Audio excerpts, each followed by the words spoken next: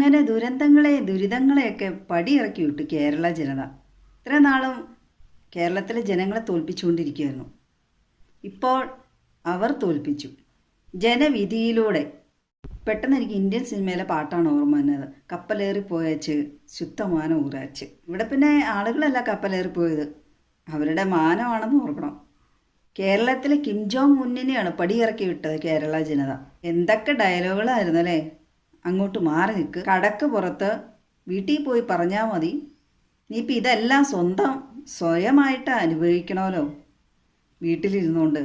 10 കൊല്ലം ഭരിച്ച് കേരളം വികസിപ്പിച്ച് ഒരു പരുവാക്കിയല്ലോ. വിലക്കയറ്റമാണല്ലോ വികസിപ്പിച്ചത്. പ്രത്യേകിച്ച് നിത്യോപയോഗ സാധനമായ വെളിച്ചെണ്ണയുടെ വില കൂടിയപ്പോൾ തന്നെ ഞാൻ നിശ്ചയിച്ചു, മിക്കവാറും സ്ത്രീകളെല്ലാം അറിഞ്ഞ് കണ്ടൊക്കെ വോട്ട് ചെയ്യാൻ സാധ്യതയുള്ളൂ. ഇലക്ഷൻ മുന്നിൽ കണ്ടുകൊണ്ട് വെളിച്ചെണ്ണയുടെ വില പെട്ടെന്ന് ഒന്ന് ഇച്ചിരി കുറച്ചു. ഒരു ഉദാഹരണം മാത്രം.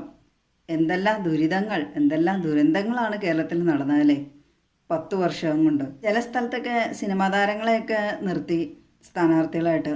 അതിൽ രമേശ് പിഷാരടി കയറിപ്പോകാൻ കാരണം ശോഭാ സുരേന്ദ്രൻ തന്നെയാണ് അവസരം ഒരുക്കി കൊടുത്തത്. വയസ്സായ സ്ത്രീക്ക് 10,000 രൂപ മരുന്ന് മേടിക്കാനെന്ന് പറഞ്ഞുകൊണ്ട് കൊടുത്തു. അപ്പോൾ ഇത് കിട്ടാത്ത കുറേ പേര് മിക്കവാറും രമേശിനൊക്കെ വോട്ട് ചെയ്ത് കാണും. രമേശിന് വലിയ അഹങ്കാരമുള്ള വ്യക്തിയായിട്ട് തോന്നിയിട്ടില്ല. എല്ലാവരുമായിട്ട് ഇടപഴകുന്ന ഒരാളായിട്ടാണ് തോന്നി. അദ്ദേഹത്തെ ഒരു മന്ത്രിയായിരുന്ന ആളെ കളിയാക്കുകയും ചെയ്തായിരുന്നു, കോമഡിക്കാരൻ എന്നുള്ള രീതിയിൽ. ആ പറഞ്ഞ ആള് കളിയാക്കിയ ആളും തോറ്റുപോയി. എല്ലാം ചരിത്രം പിറന്നൂലെ. ആദ്യമായി UDF 100-ലധികം സീറ്റ് നേടി. അതേപോലെ തന്നെ LDFന് ഏറ്റവും കുറഞ്ഞ സീറ്റ്. പിന്നെ BJPക്ക് 3 സീറ്റ് കിട്ടി. എല്ലാം ചരിത്രം കുറിച്ചു. 10 വർഷത്തെ ഭരണം കൊണ്ട് നേടിയെടുത്താണ് കേട്ടോ എന്ന് തന്നെ പറയാം. ഹസ്ബൻഡ് ഇവിടെ ഭയങ്കര തർക്കമായിരുന്നു. ദൈവമേ, ഇതുങ്ങൾ തന്നെ കയറിയിട്ടുണ്ടെങ്കിൽ എന്താവോ, ഈ നാട്ടിൽ ജീവിക്കണമെന്ന് തന്നെ ചോദിക്കും. നാട് വിട്ട് പോകേണ്ടവരും ഉറപ്പാണ്. എനിക്ക് സംശയമില്ലായിരുന്നു. ഞാനെപ്പോഴും പറയും ചരിത്രമായിരിക്കും. നിങ്ങൾ നോക്കിയാലും കേരളം ഇതിനു മുമ്പ് കാണാത്ത വലിയ തെരഞ്ഞെടുപ്പായിരിക്കും ഇപ്രാവശ്യം നടക്കണമെന്നൊക്കെ ഞാൻ പറഞ്ഞു. ഇപ്പം അത്ഭുതം കൊള്ളുവാണ്. പക്ഷെ എനിക്ക് വലിയ അത്ഭുതമൊന്നുമില്ലായിരുന്നു കേട്ടോ. ഇങ്ങനെ സംഭവിച്ചില്ലെങ്കിലേ അത്ഭുതം ഉണ്ടാകുമായിരുന്നുള്ളൂ. അവർ തന്നെയാണല്ലോ ഈ ചരിത്രത്തിനെല്ലാം കാരണക്കാര്. ഇത്രയും ചരിത്രം കുറിച്ച സ്ഥിതിക്ക് ഒരു കാര്യം മനസ്സിലായി. ആളുകളെല്ലാം പാർട്ടി നോക്കിയാണ് വോട്ട് ചെയ്തിരിക്കുന്നത്. ഭരണപക്ഷമായിരുന്നവരുടെയും പാർട്ടിക്കാർ ഇപ്പുറത്തോട്ട് കൂറുമാറി വോട്ട് ചെയ്തിട്ടുണ്ടാവാം. കാരണം അത്രയ്ക്കും നല്ല ഭരണമായിരുന്നല്ലോ. അഖിൽമാരാരൊക്കെ തോറ്റുപോകുന്ന 100% ഉറപ്പായിരുന്നു. അഞ്ജലി നായർ പറയണത് അച്ഛൻ തോളിൽ തട്ടി ചെറുപ്പത്തിൽ പറയാമായിരുന്നു മന്ത്രിയാവുന്നൊക്കെ. വല്ല സ്വപ്നത്തിലാണോ വല്ല സിനിമയിലാണോ മന്ത്രിയാവുന്ന ഉദ്ദേശിച്ചതെന്നറിയില്ല.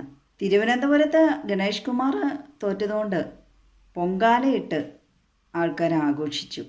ഡ്രൈവിംഗ് സ്കൂളുകാരും കടക്കാരും അങ്ങനെ കുറച്ച് മേഖലയിലുള്ളവർ അവരെ അത്രയ്ക്കും ദ്രോഹിച്ചിട്ടുണ്ട് എന്നാണ്. ഒരു വിഭാഗം ജയിക്കുമ്പോൾ ആഘോഷിക്കുക എന്നത് മറ്റു വിഭാഗത്തിൻ്റെ തോൽവിയും കൂടെയാണല്ലോ ആഘോഷിക്കുന്നത്. മുഖ്യനെ കിം ജോങ് ഉന്നിനോട് ഉപമിക്കാൻ പ്രത്യേകമായുള്ള കാരണം സ്വഭാവമാണ്. മുഖം മനസ്സിൻ്റെ കണ്ണടിയെന്ന് അകത്തൊരു ചിരി ഉണ്ടായിരുന്നു. ആ സമയത്ത് ഉമ്മൻചാണ്ടി സാറാണ് ഏത് സമയം മുഖമനസ്സിൻ്റെ കണ്ണാടി പ്രതിഫലിക്കുമായിരുന്നു മുഖത്ത്. ഒരു പുഞ്ചിരിയോട് കൂടിയാണ് ഏതൊരു മനുഷ്യനെ സമീപിക്കുമായിരുന്നുള്ളൂ. ജനങ്ങളുടെ നികുതിപ്പണം കൊണ്ട് ആഡംബരത്തിന് ഒരു കുറവുമില്ലാതെ ലെവലേശം ഉളുപ്പില്ലാതെയാണ് ജീവിച്ചുകൊണ്ടിരിക്കുന്നത്. എല്ലാ കാലത്തും എല്ലാവരും വിഡ്ഢികളാക്കാൻ കഴിയില്ലല്ലോ എന്നുള്ളതിന് തെളിവാണ് ഇപ്പോൾ വന്നിരിക്കുന്ന ഈ തിരഞ്ഞെടുപ്പ് ഫലം. വാർദ്ധക്യ പെൻഷനും റേഷനും ഒക്കെ കൊടുത്ത ആളുകളെ പാട്ടിലാക്കാൻ ശ്രമിച്ചു. പിന്നെ പ്രായമായവർക്കാണെങ്കിലും ബോധോദയം ഉണ്ടായി. ആളുകളുടെ നികുതിപ്പണത്തിൽ നിന്നാണ് അവർക്ക് പെൻഷൻ കൊടുക്കുന്നത്. അതായത് അവരുടെ തന്നെ പണത്തിൽ നിന്നാണ്. പെൻഷൻ എന്ന ഒറ്റ കാരണം കൊണ്ട് പ്രായമായവരെ ഇനി നിങ്ങളെ തന്നെ ജീവിച്ചു വിടുമോ എന്ന് പലർക്കും സംശയമായിരുന്നു. ഏതായാലും അതൊന്നും സംഭവിച്ചില്ല. മാത്രമല്ല ഇപ്പോൾ വിജയിച്ചിരിക്കുന്നവർ അതിലും വലിയ ഓഫറുകൾ വെച്ചിട്ടുണ്ട് വയസ്സായവർക്ക്. അങ്ങനെ കേരള ജനത ബാധകളെയൊക്കെ ഒഴിവാക്കി നീണ്ട 10 കൊല്ലത്തിന് ശേഷം കേരളത്തിന് അങ്ങനെ സ്വാതന്ത്ര്യം ലഭിച്ചു.